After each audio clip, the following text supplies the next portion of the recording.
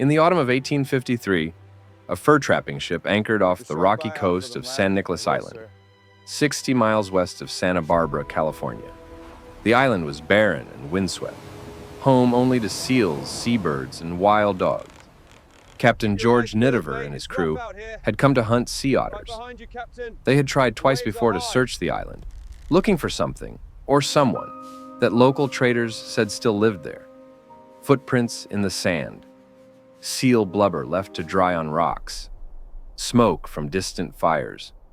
For 18 years, rumors had circulated among otter hunters and sailors that a woman lived alone on San Nicolas, abandoned when her tribe was evacuated in 1835.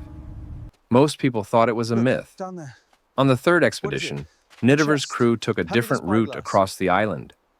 One of his men, Carl Dittman, found fresh footprints on the beach. Near the shore, they discovered a basket filled with cormorant feathers and tools, bone needles, sinew thread, fragments of worked stone. To test if someone was still there, they scattered the contents across the sand. A few hours later, they returned. The basket had been carefully repacked. Someone was watching them. The crew followed a trail inland and found a crude shelter made of whale bones and brush, about 6 feet in diameter. Outside the shelter stood a woman, surrounded by several loyal dogs. Decades later, this moment would inspire one of the most beloved children's books in American history, Island of the Blue Dolphins by Scott Odell. But the real story was far more tragic than any novel. She was approximately 50 years old, of medium height, with sun-bleached hair that had turned from black to reddish brown. She wore a dress made entirely of greenish cormorant feathers, sewn together with seal sinew, sleeveless and ankle-length, tied at the waist with a cord. Fascinating. Her teeth were worn down to the gums from years of chewing dried seal blubber. When she saw the men, she smiled. She spoke rapidly in a language no one recognized. Not Spanish, not English, not any native California dialect known to the crew. Her words tumbled out eagerly after 18 years of silence, but they were incomprehensible. She gestured toward her shelter, toward the sea, toward the sky, telling them a story they could not understand. Nidever would later write that she seemed pleased to see them, not frightened. She had been alone for 18 years, and now, finally, there were people. But to understand how she came to be there, we must go back to the beginning. San Nicolas Island, the most remote of California's Channel Islands, had been inhabited for at least 8,000 years by a people called the Nicoleño. They were a maritime culture, entirely dependent on the ocean. They hunted seals and sea otters, fished with bone hooks, gathered abalone and mussels from the rocks. They built houses from driftwood and whale bones. They wove watertight baskets from seagrass, sealed with natural asphalt that seeped from island springs. They spoke a language related to the Uto-Aztecan family, though by the early 19th century, it was spoken nowhere else on Earth. For thousands of years, they lived in relative isolation, occasionally trading with tribes on neighboring islands. Then, in the early 1800s, everything changed. Russian fur traders and Aleut hunters from Alaska invaded the island in search of sea otter pelts. So valuable, they were called soft gold. In 1811, a hunting party of approximately 30 men, employed by the Russian-American company, arrived on San Nicolas. They stayed for over a year, killing sea otters by the thousands. They also raped Nicoleño women. When Nicoleño men tried to protect the women, the hunters killed them. A series of battles and ambushes followed. The Nicoleño population, which had numbered in the hundreds, was decimated. The hunters eventually left, but returned in 1815. Spanish authorities arrested them for illegal hunting, but the damage was already done. By 1835, fewer than 20 Nicoleño remained on San Nicolas Island. The sea otter population had collapsed. The men who knew how to build ocean-going canoes were dead. The tribe was starving and could no longer trade with neighboring islands for food. The Santa Barbara mission, hearing of their situation, sponsored what was described as a rescue mission. In late November 1835, a schooner called the Peor es Nada, Spanish for nothing is worse, sailed to San Nicolas under the command of Captain Charles Hubbard. His crew was mostly Hawaiian, known then as Kanakas. When they arrived, they gathered the remaining Nicoleño on the beach and brought them aboard. Approximately 15 to 18 people boarded the ship. Then a storm began to rise. The surf grew violent. Waves crashed against the rocks. Captain Hubbard, fearing his ship would be wrecked, ordered an immediate departure. As the Peoris Nada pulled away from the island, someone on board realized that one woman, and possibly a child, were missing. What happened next has been debated for more than a century, but recent research has clarified the most likely version. According to testimony from native Californians, who later spoke with the woman before she died, her son had refused to board the ship. He did not want to leave the island. What will we do now? She made a choice in that moment, a choice no mother should have to make. She chose to stay with him. She would not abandon her child, even if it meant being left behind forever. The Peoris Nada sailed for Santa Barbara. The crew intended to return for the woman as soon as the weather cleared. But Captain Hubbard received orders to take a shipment of lumber to Monterey. Before he could return, the Peoris Nada struck a heavy board in the mouth of San Francisco Bay and sank. No other ships were available. Months passed, then years. The woman on San Nicolas Island was forgotten. The other Nicoleño who had been rescued were taken to Mission San Gabriel Arcangel on the mainland. They had no immunity to European diseases. Within a few years, all of them were dead. The woman left behind became the last speaker of the Nicoleño language. She was the last of her people, and no one alive could understand her. For the first years after being abandoned, she was not entirely alone. Her son was with her. They survived together, hunting seals, gathering shellfish, making tools from bone and stone. But at some point, whether from disease, an accident, or an attack by the island's wild dogs, he died. She buried him somewhere on the island. After that, she was truly alone. She moved into a cave on the western side of the island, approximately 18 feet high and 70 feet deep. The cave protected her from wind and rain. She also built brush shelters, reinforced with whale ribs near the shore, where she could watch for passing ships. She developed a routine. She hunted seals with rocks and clubs, cutting the meat into strips and hanging it to dry on poles around her shelters. She collected abalone, mussels, and other shellfish from the tide pools. She gathered bird eggs from cliff nests. She caught fish using hooks carved from bone. She ate the fat of seals, which provided calories and warmth. She foraged for small plant bulbs that grew in rocky soil, though they were nearly tasteless. She made clothing from the skins of cormorant birds, which she killed with stones. Using bone needles and seal sinew, she sewed the skins together into dresses, feathers pointing outward for insulation. She made watertight baskets from woven seagrass, sealed with asphalt from natural springs on the island.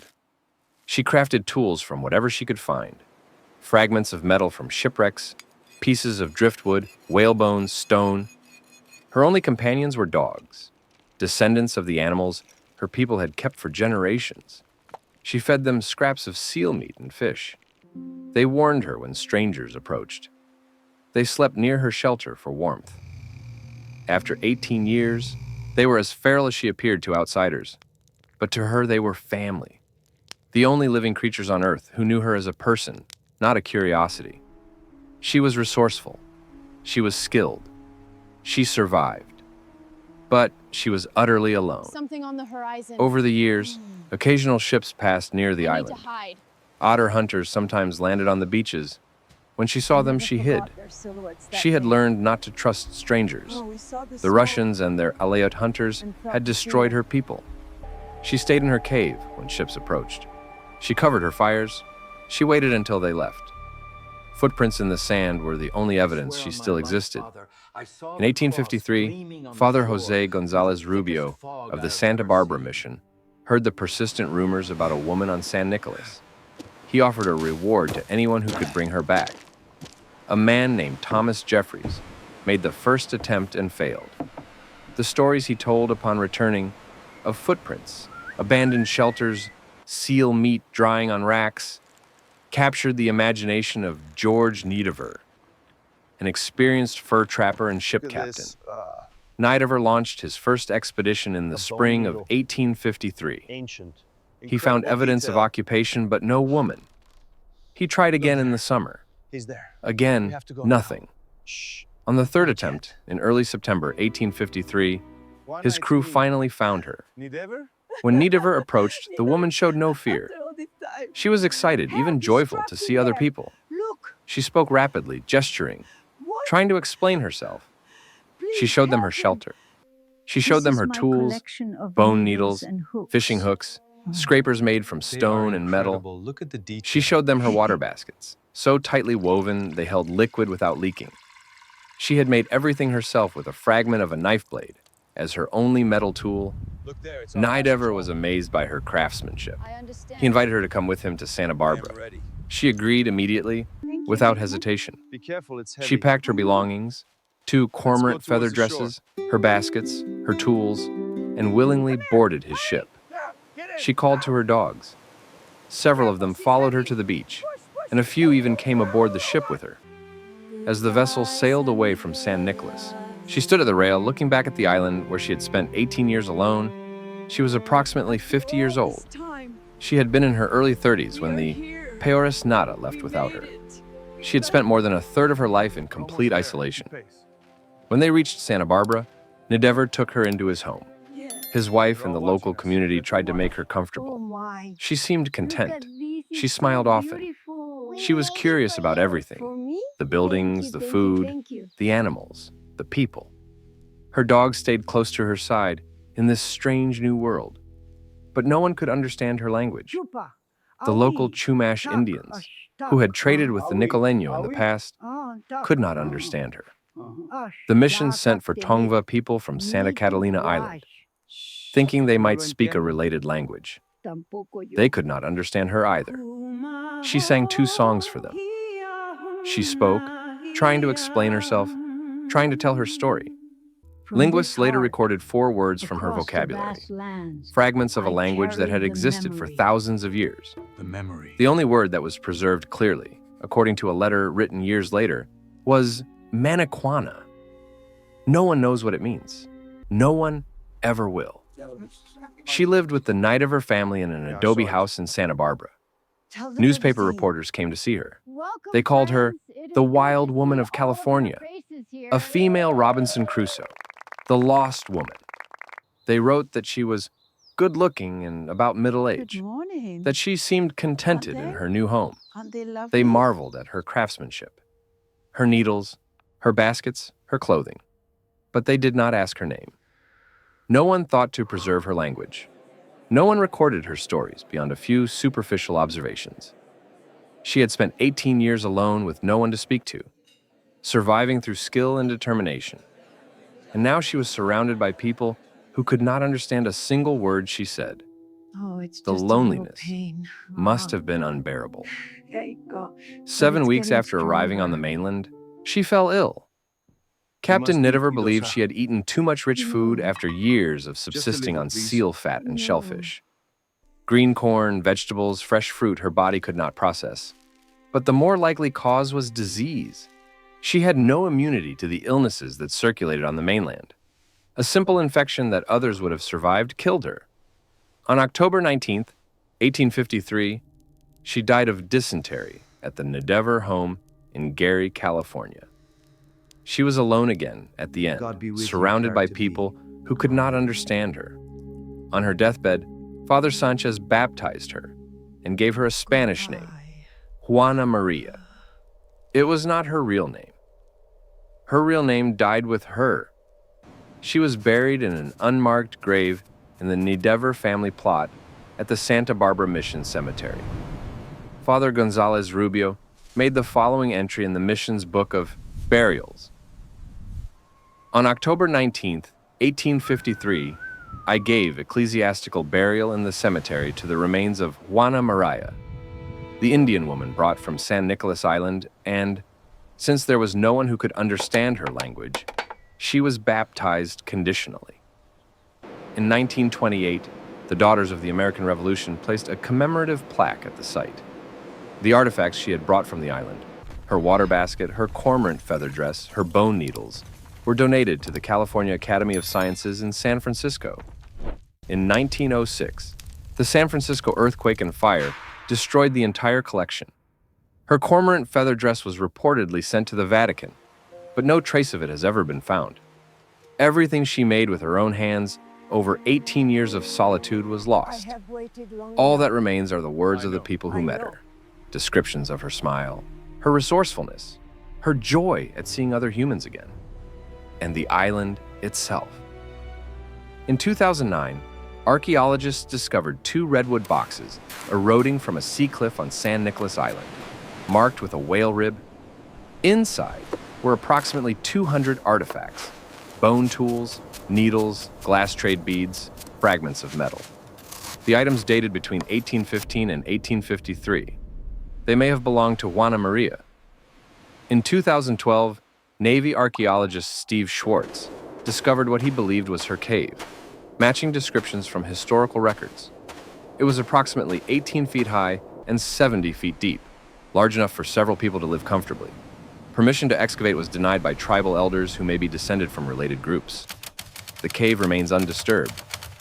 In 1960, author Scott Odell published Island of the Blue Dolphins, a children's novel inspired by Juana Maria's story.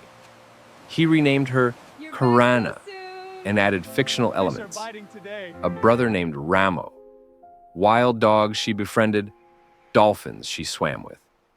The book won the Newbery Medal and has been read by millions of schoolchildren across America and around the world. It ensures that Juana Maria, whose real name we will never know, is not entirely forgotten. But the tragedy remains. Juana Maria survived 18 years alone on a remote island. She learned to hunt, fish, build shelter, and make clothing with nothing but bone, stone, and sinew. She endured isolation that would have broken most people. She stayed sane and strong. She kept dogs for companionship, the last living link to her people. She was found alive, healthy, and apparently content. She willingly left her island, excited to rejoin human society. And then she died, 7 weeks later, in a world where no one could speak her language. She had survived everything the island could throw at her: storms, hunger, loneliness, 18 years of absolute solitude. But she could not survive what the mainland offered: rich food her body could not process, diseases her immune system had never encountered, and the profound loneliness of being surrounded by people who could not understand a single word she said. On the island, she had been alone but alive. On the mainland, she was surrounded by people but more isolated than ever. Juana Maria was not forgotten because she was weak. She was forgotten because those who had the power to remember her chose not to. Her tribe was massacred for sea otter pelts, valued in distant markets. She was abandoned by a ship captain in a hurry to avoid a storm. She was left alone for 18 years while the mainland went about its business. And when she was finally rescued, no one thought to preserve her language, her stories, or even her real name. She died with the last words of an ancient language on her lips, words no one alive could understand. The Nicoleño language, spoken for 8,000 years on San Nicolas Island, died with her on October 19, 1853. All that remains is one word: Maniquana. We will never know what it means. For 18 years, Juana Maria lived on San Nicolas Island, a place so remote that passing ships rarely stopped. She built a life from bones, feathers, and stone. She survived on seal fat and shellfish. She waited, and when rescue finally came, she smiled.